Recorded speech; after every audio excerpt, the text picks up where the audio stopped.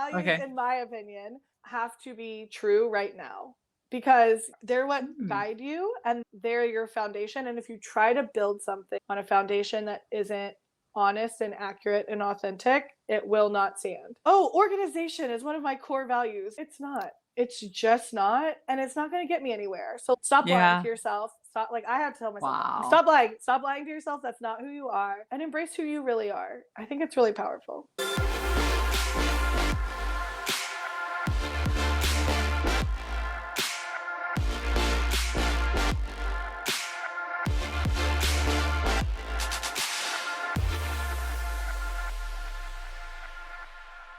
Hey, Entreleaders. Happy Wednesday and welcome to a wonderful episode of the Leaders Lab podcast. If you are new here, I am your host, Dr. Charity C. Campbell, better known as Dr. C, and I am a doctor of management.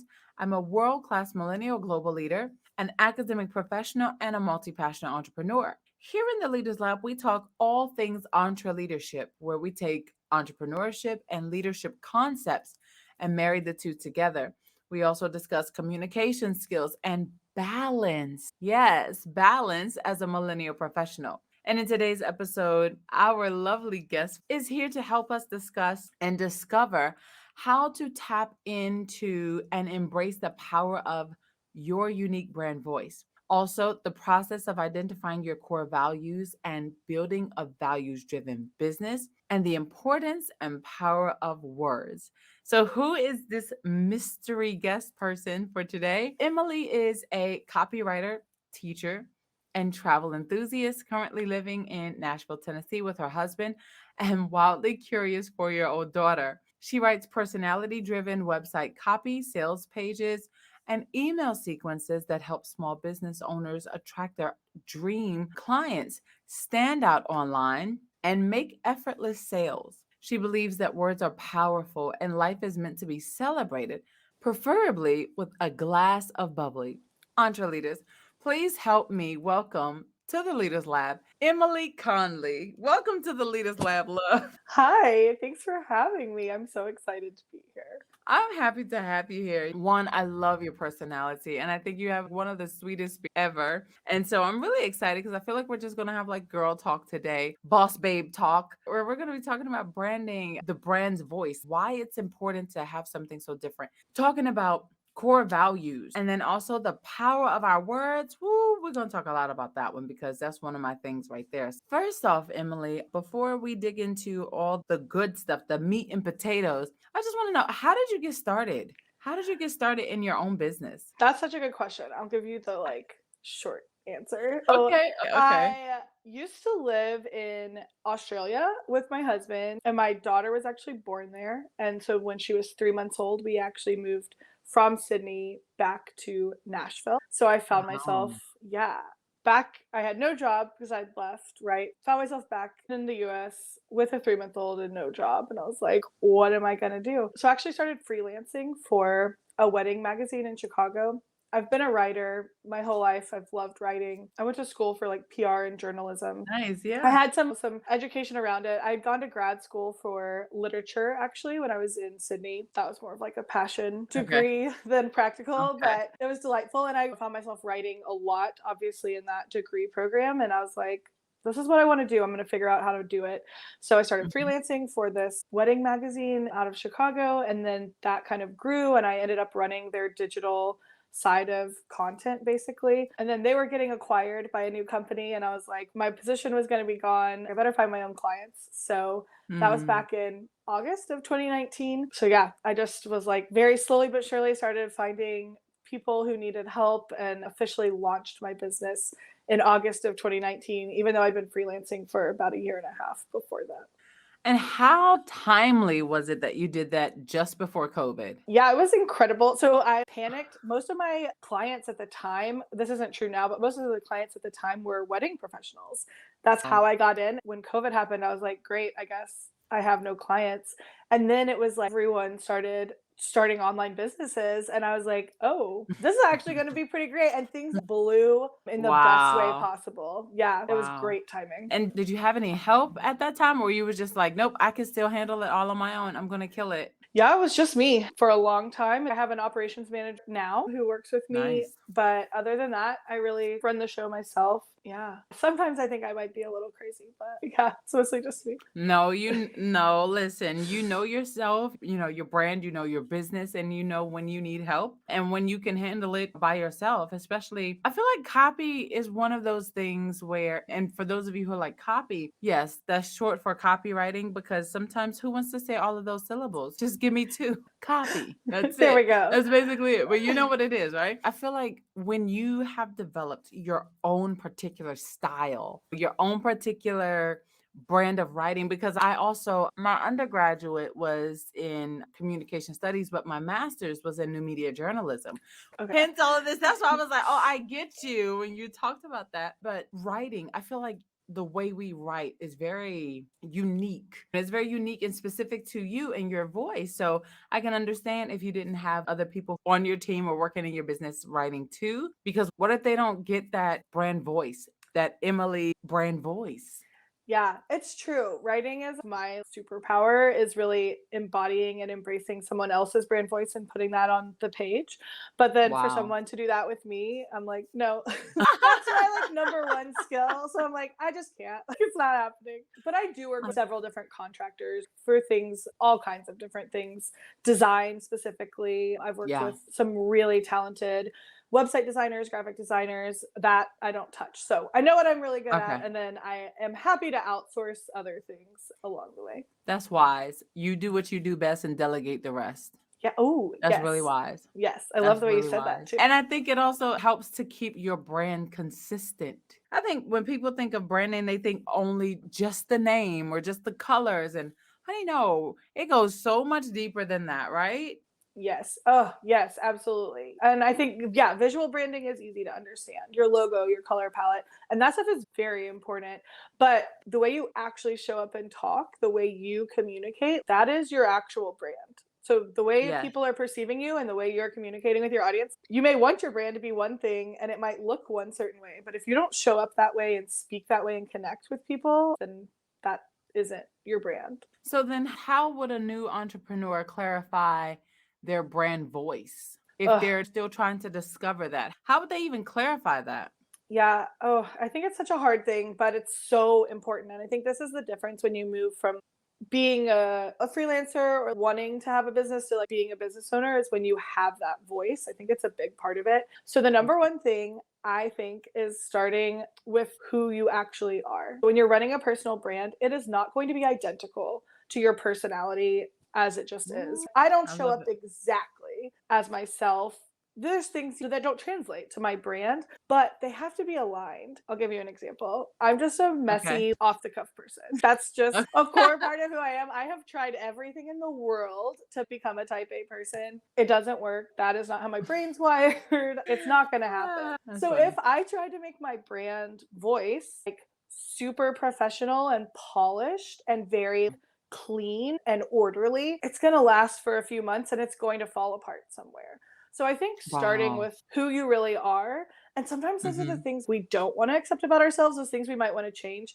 Actually, in my business, that has become a huge point of connection. And I've found that I attract people who are looking for a little more levity in their business. Like they want Mm. it to be fun, they don't want it to be so streamlined and organized. They like the spontaneity and the creativity, and it works. So I think start with who you are. That's the absolute first, most important thing. So then once you start with who you are, then would what you do be next or something else?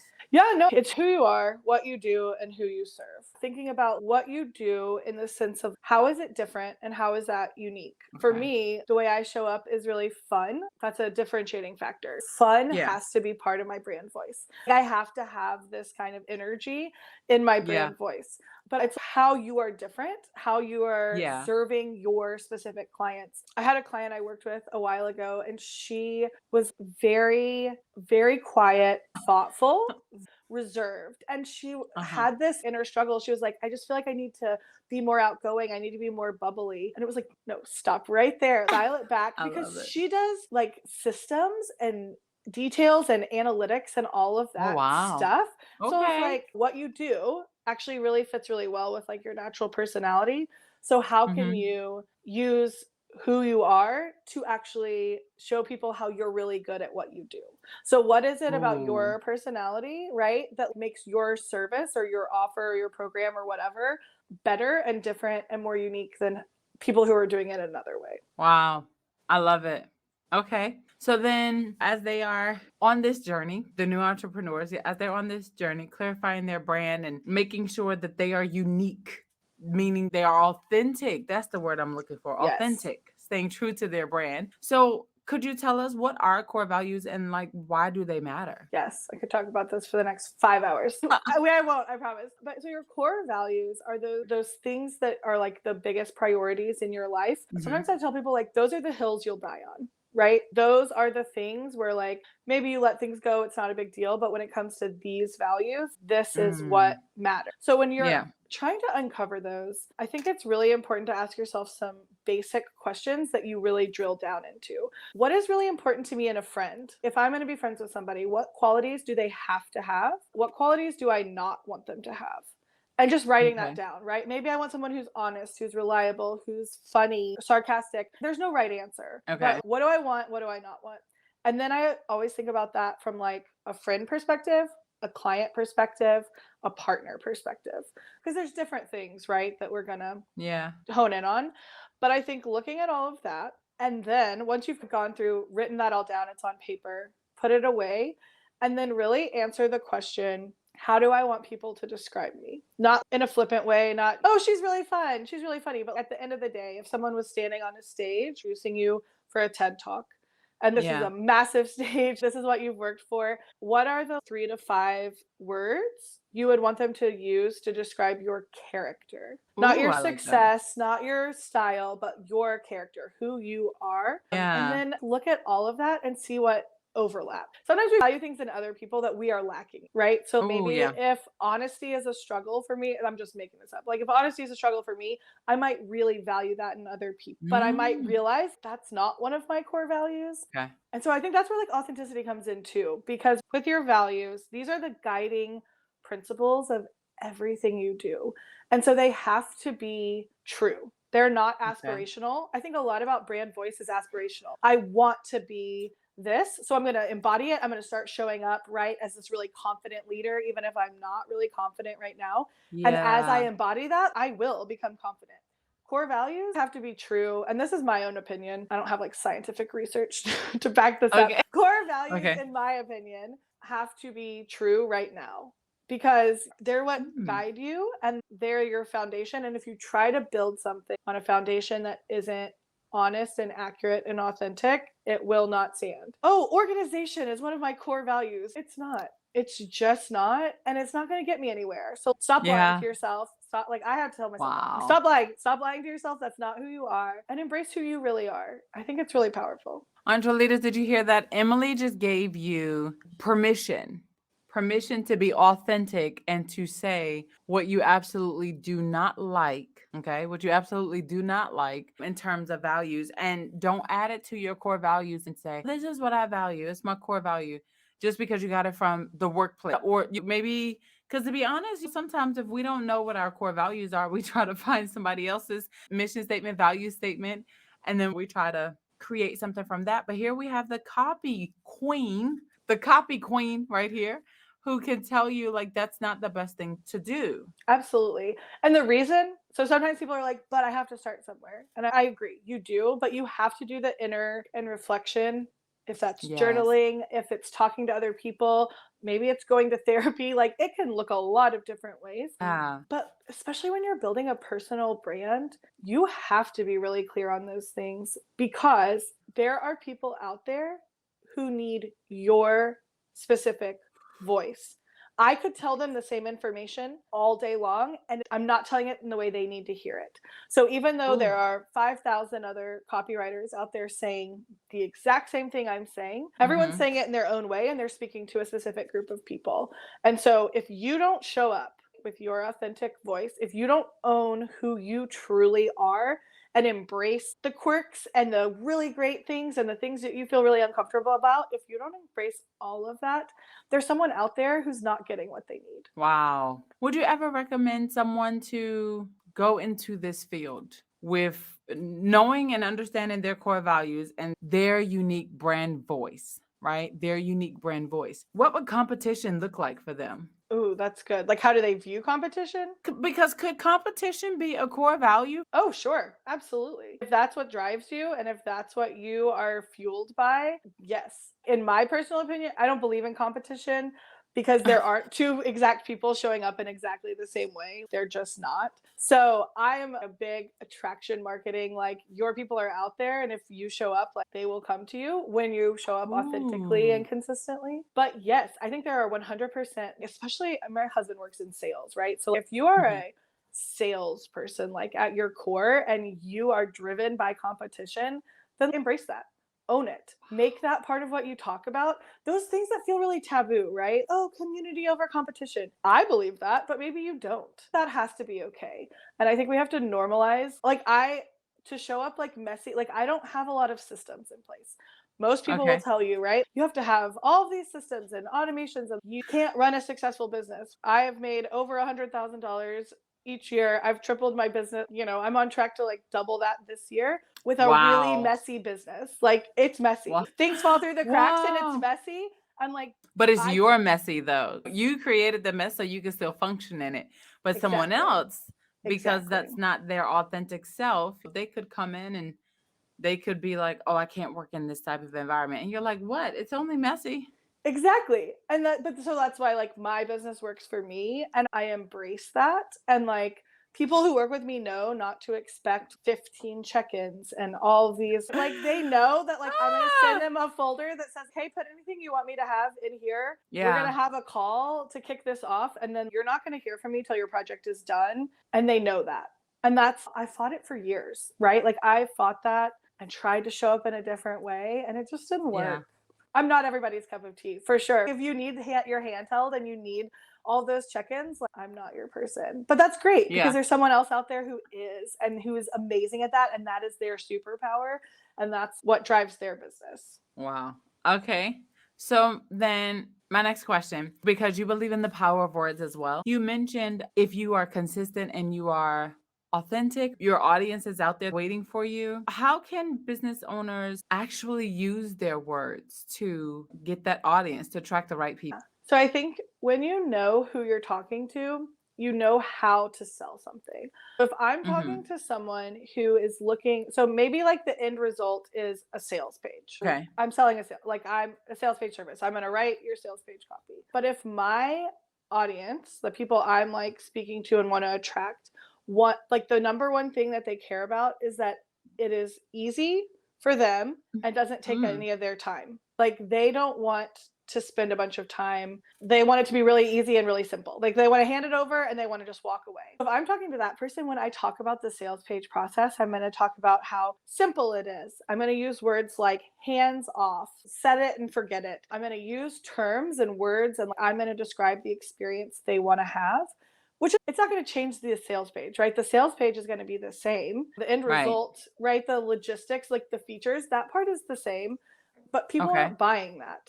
They're buying the Right. experience, they're buying the transformation. So Exactly. that's what I'm going to talk about. But if I'm, for example, selling the same sales page and my audience, I know for a fact, like they want like, perfection, right? This is like the type A, like Mm. details. Like they want to know that when they post this, that like everything's going to be exactly right. Then that's what I'm going to talk about. I'm going to talk about the feedback process. I'm going to talk about how many edits I make. I'm going to tell them, use words like detail oriented and flawless copy and 100% on brand. Things like that are going to Okay. help them buy into the experience. So I think when you know who you're talking to and you know what they want, also when you know what they're afraid of, what they're Yeah. looking, all of those good things, then you can actually focus on the right pieces because while we're both selling a Mm. sales page, it's about a lot more than, oh, you get 8 sections of copy and it will make sales for you. Duh. Yeah. You shouldn't be selling it if that's not true. Now, I fully believe in the power of words, using them to attract the right people, stating affirmations or declarations or whatever it is that you want to say, just to make sure that you are preparing yourself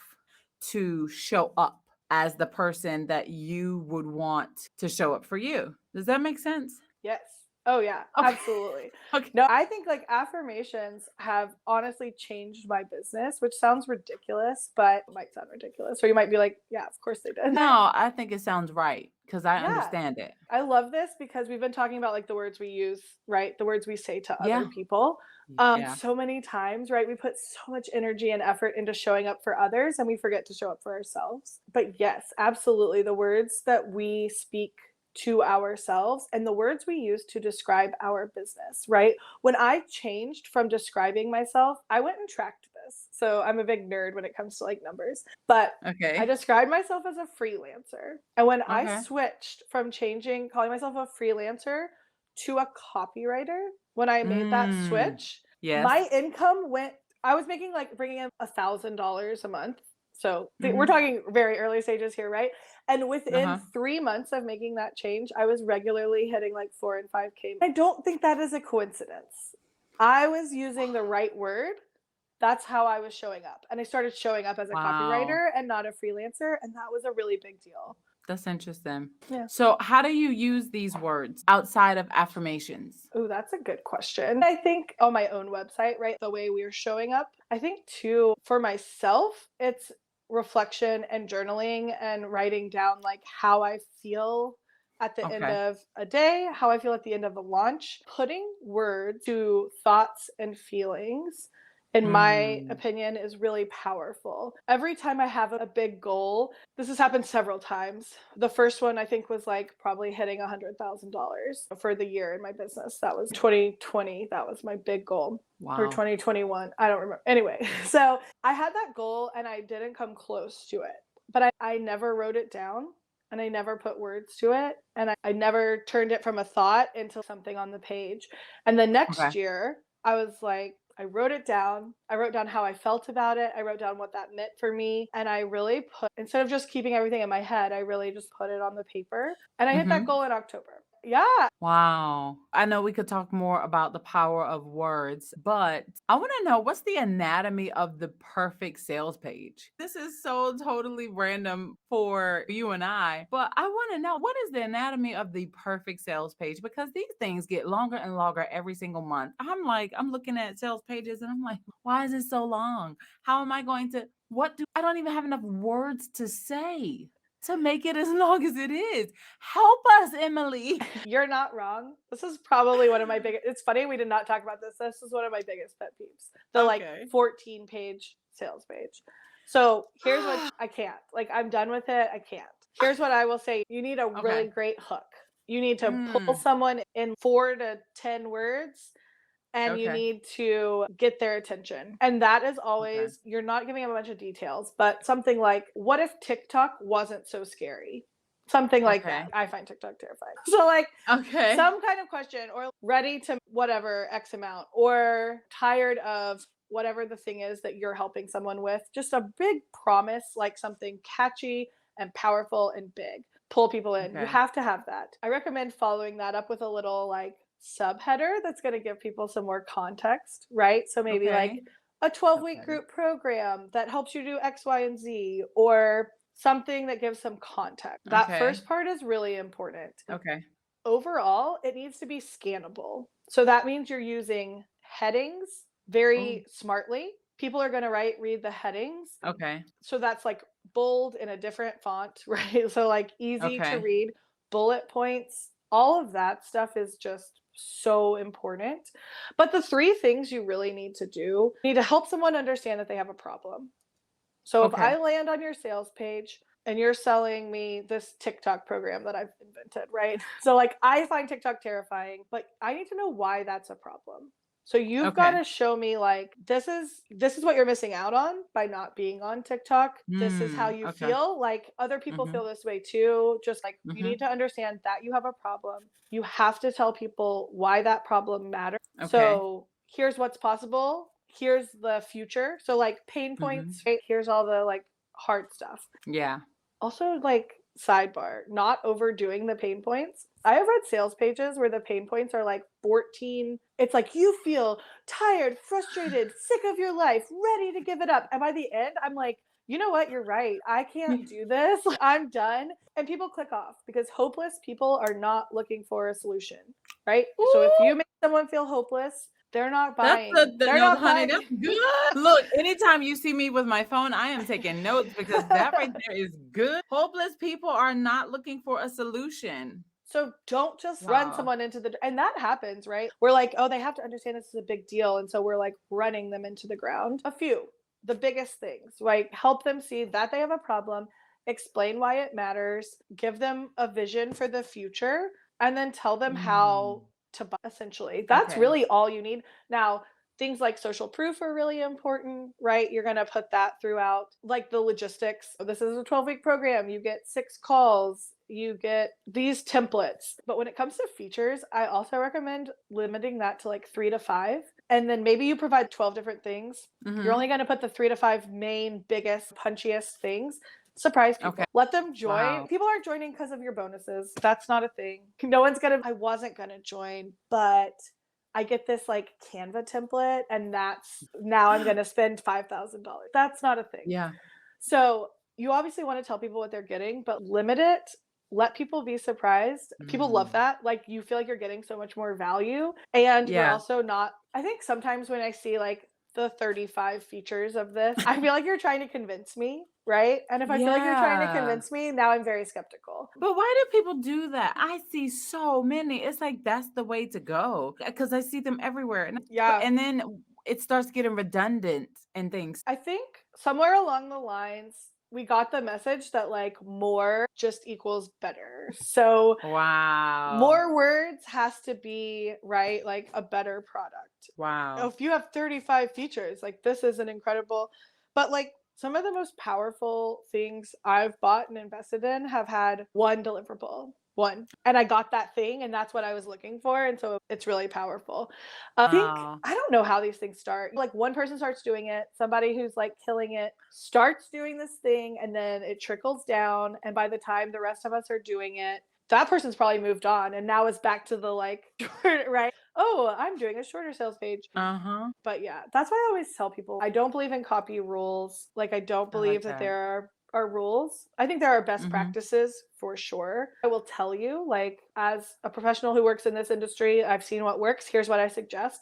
And I will have Mm-hmm. clients who are like, no, that just feels wrong and I hate it. And I'm like, great, then we're not going to do it. We'll try something else. Yeah. But that's really what a Okay. sales page needs. Okay. I appreciate you breaking that down for me. Sure. Now let's talk about an email sequence.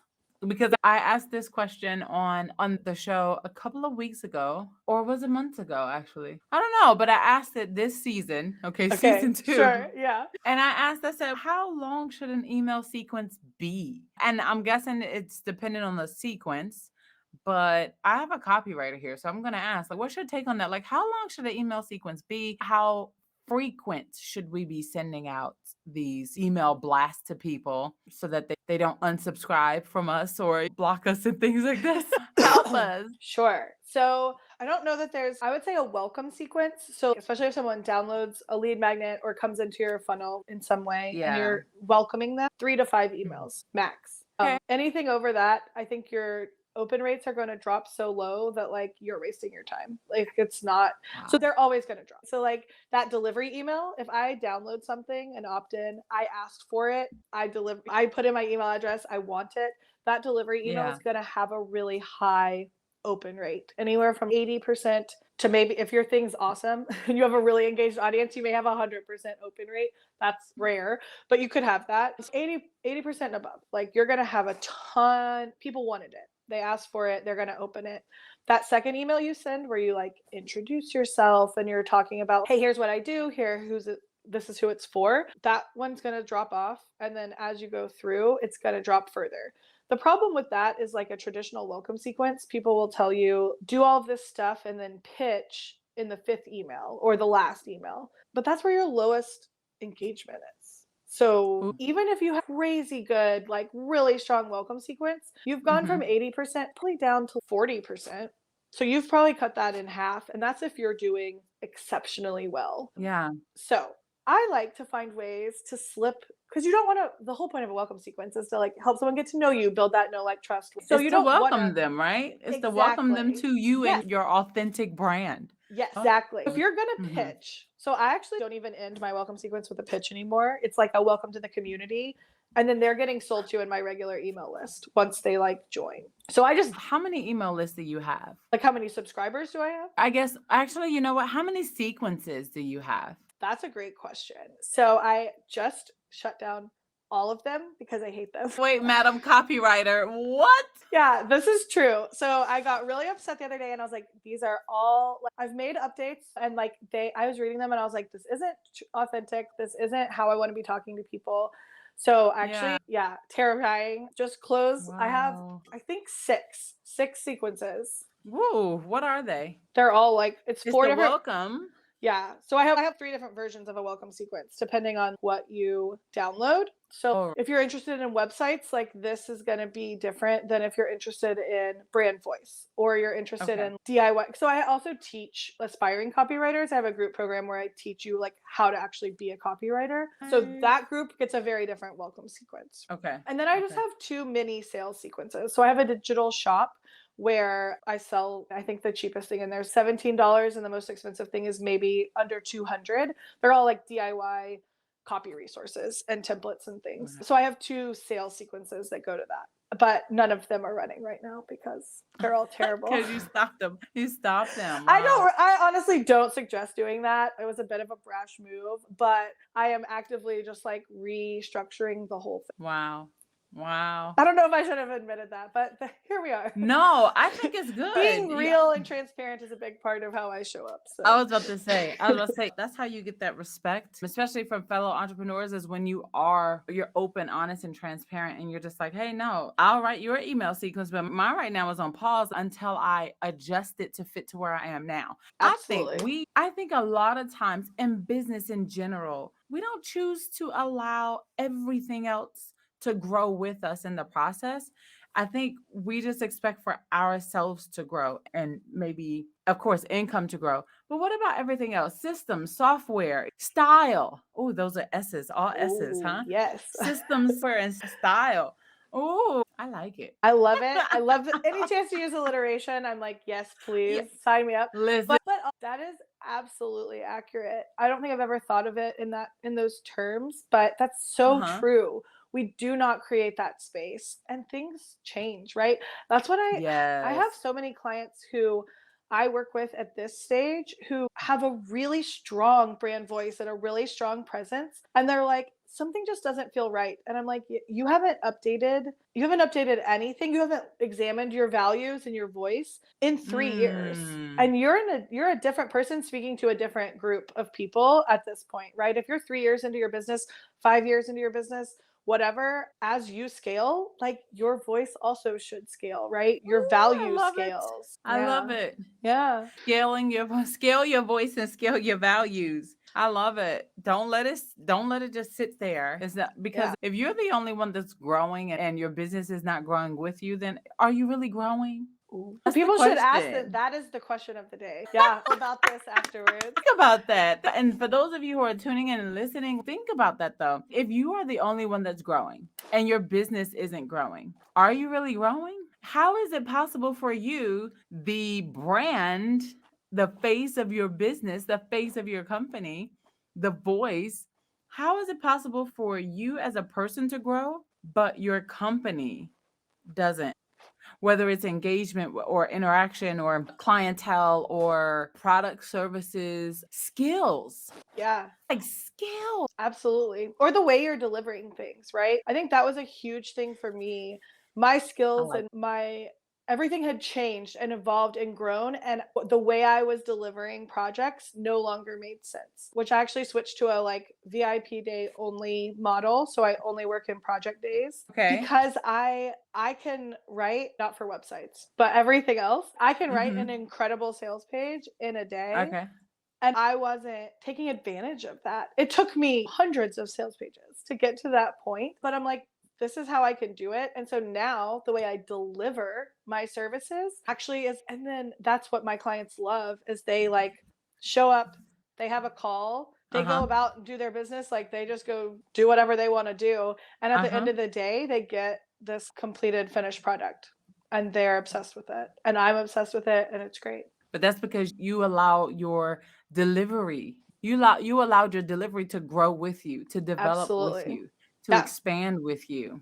Which felt terrifying. Like I had only ever known, right? Like a 3 to 4 week project, like onboarding, offboarding, all those things I thought I was supposed to do, which I Mhm. needed to do, I think, in the time, at the time. But Mhm. absolutely, it was really scary to let go of that.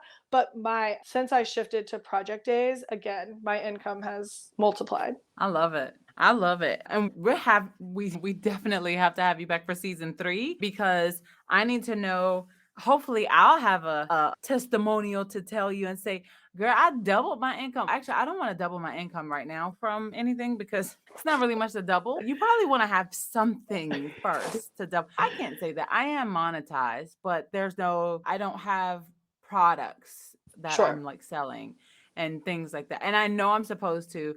I'm really supposed to have a course like so many of the previous podcast guests already got on me about. So I will. I gotta put this stuff together, but that will be me growing. That will be Absolutely. me growing and my business growing with me, obviously, because the things that I don't have now, they should be added by the end of the year. And that's growth. That's That's growth. huge growth. Absolutely. Yeah. Yeah. And then to make money from it is even better. Ugh, that's the dream, right? Literally, that's the dream. That's the whole dream. It's the whole purpose. But yeah, so when I have you back in season 3, I can say, Emily, girl, I did it. Yes. Oh I my did gosh. it. I can't wait. Put it on my calendar. I'll be back. Oh, yes, we will definitely make sure we have you back. And I've enjoyed this. What about you guys? If you guys have enjoyed having Emily here with us in the lab, please let us know in the comment section. Just let us know. And then I have one last question, I guess, for you because I've been firing questions away now. And I just been like, what about this? What about this? Now, this question was planned. What is the one characteristic that you believe every leader must have? So it sounds cliche, but I think it's authenticity. And I can't say anything else. I think when you lead in the true style, right? When you show up and you embody your authentic Mhm, self, mhm. you're going to be such a more effective leader, such a powerful leader. And I think it's really scary because I think when it comes to leadership, there are very concrete examples of what we have believed. There's archetypal leaders, right? Where it's like Yes, we believe yes, that you have to look a certain way, sound a certain way, show up a certain way. yes. A lot of that doesn't work for a lot of people. And so I think the beauty of the entrepreneurial leader space is that you don't have to fit a mold. You can Ah, absolutely forge your own path and show up the way you want. yes, And yeah. if you don't start with authenticity, I don't think there's any point. I don't either. Oh my goodness. This has been awesome, Emily. This has been so great. And I know that people want to know how they can get in contact with you. So let us know what's the best ways for us to stay connected with you. Yes, Instagram is the main place that I am at Emily Writes Well on Instagram. I love teaching in my stories. I do like whiteboard stories where we workshop little tiny pieces of copy like headlines and taglines and things like that. So I like to Mm. do that. And then you can always find me on my website, which is emilywriteswell.com. And those are the two main places that I hang out. Excellent. Thank you so much for sharing that with us. Listen, everyone, I hope that you truly got something out of this because I know it wasn't just for me, even though I did hijacked it. I hijacked it a little bit with questions about what is the right formula for a sales page because these people out here telling lies and I don't want to write a full dissertation for a sales page. Yeah. Who wants to do that? And No one here, wants to do that. no one wants to, not even they want to do that. Just hearing your wisdom and your experience and all of these valuable tips that you shared has me really thinking like, oh, very soon, not this week, but very soon is going to be time for us to unpause our email sequences, but make sure they evolve some. I'll probably really do it for the month of July, like just kick it off and be like, wow, okay, here's what we're doing. But at least I'm giving myself time to really figure out again brand voice, your clarity, coming with that authenticity, your style. People will appreciate the consistency, but the growth and consistency at the same time. Like you have a consistent voice. Oh, I know that you talk like this. I can literally hear you saying that when I read it. That is forming a connection. That is forming, dare I say, like a member. Like you could get a member from that. So yeah. Yeah, heck yes. Yeah, no, I love it. But I do think that intention and that pause, because I do think a lot of times there's a pressure to just go do it Yes. now, make it Oh my happen. gosh. And I think having the wisdom and the patience and just the intention to slow down and make sure you're showing up, things will change. You will polish and tweak and like things will shift. I think I think that's been the theme. What we've been talking about is this like growth Yeah. and evolution that happens. And you have to give yourself Yeah. space for that. But at the same Yeah. time, yeah, taking the pause and really showing up and thinking about how you want to be seen and perceived and how you want to communicate that Yes. matter. Yeah. I love it. I love it. Listen, Emily, thank you so much for being with us in the Leaders Lab on today. You are definitely coming back for season 3. Oh my gosh, Better I feel believe like it. I could talk to you for the next 5 days.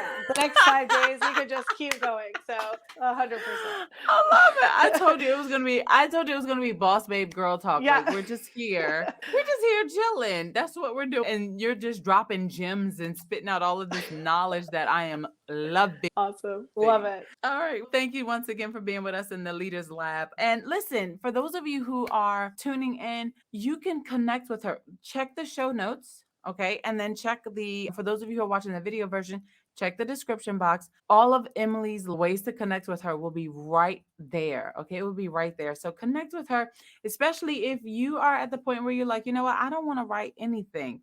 I don't want to write it. I don't want to think about writing it. I hate writing. She has her own business, for crying out loud, and she's doing well. You can tell she's doing well just from everything that she shared with us wholeheartedly. I hope that you all really enjoyed this session. I told you it's going to be a wonderful session today. I hope that you enjoyed this episode. Don't forget, you can connect with me all over as Dr. Charity TV. And if at any point in time you want to send a testimonial to us at Dr. Charity TV about something you heard from any of the speakers and you applied it and you got results. We need to hear about that.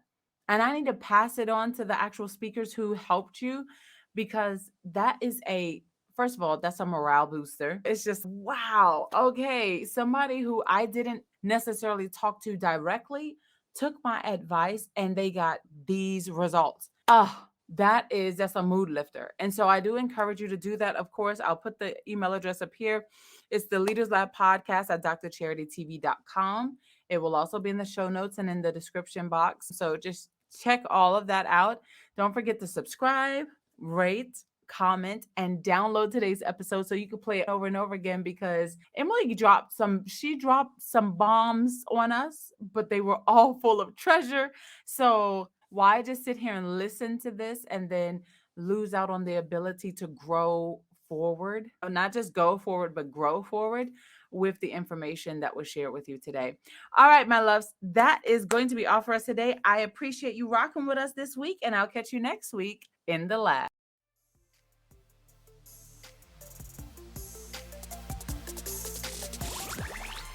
Thank you for listening to the Leaders Lab podcast. Visit our website at www.drcharitytv.com